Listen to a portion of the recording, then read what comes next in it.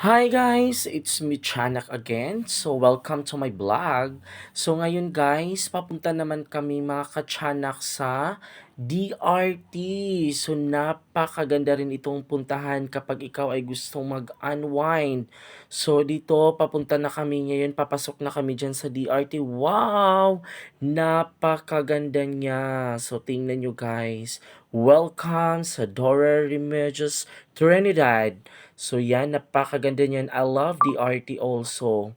So kaya what are you waiting for? Puntahan nyo na. So dito naman guys, nakarating na kami dito sa Dreamland. Napakaganda rin, ang daming puno. So pwede kang mag-unwind, pwede kang shout out sa inyong naramdaman. So dito kami, nag-order na kami dyan ni Sir Junel ng food to relax, to enhance the attitude mga kachanak, ML lang mga kachanak. So, grabe.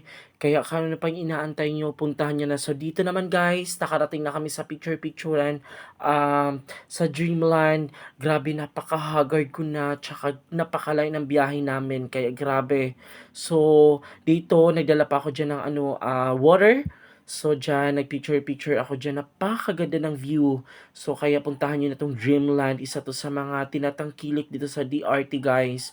Mga kachanak. So, ayan mga kachanak, na bagong building atang pinagawa.